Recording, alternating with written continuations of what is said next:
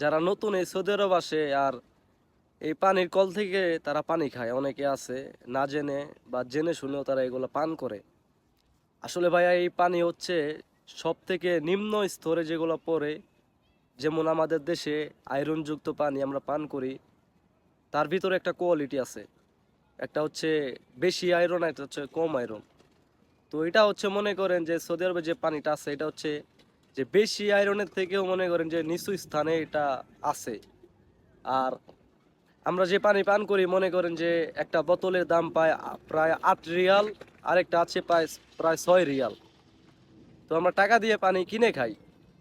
আমরা এই প্রবাসে আসার পর এখনো ওই কল থেকে মনে করেন যে পানি বাসায় নিয়ে পান করি নেই, কারণ আমি জানছি যে এই পানি পান করলে নাকি ভিতরে শরীরের সমস্যা হয়, নিজের কিডনিতে সমস্যা হয়, তারপরে কিডনির পাশে নাকি পেটের ভিতরে পাথরও জন্ম হয়। তো আমার আমার সাথে আমার এক ভাই আছে, ওনার নাম হচ্ছে ওমর ভাই, আমরা মতো ভাই বলি। তো ওনারও এই সমস্যা দেখা গেছে যে এই পানি পান করার পর ওনার আস্তে আস্তে ভিতরে এই অসুখটা দেখা গেছে।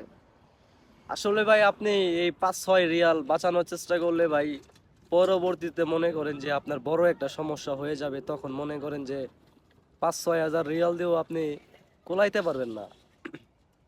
তো প্রথম থেকে আপনি একটু সচেতন হন, কিছু টাকা খরচ করে বোতলের পানি কিনে খান, কারণ এই বোতলের পানি কিনে খেলে মনে করেন যে আল্লাহর রহমতে আপনার ভিতরে কোনো অসুবিধা দেখা দিবে না, কিন্তু ওই পানি খাওয়ার পর আপনার ভিতরে অবশ্যই ওই অসুখটা দেখা দিবে।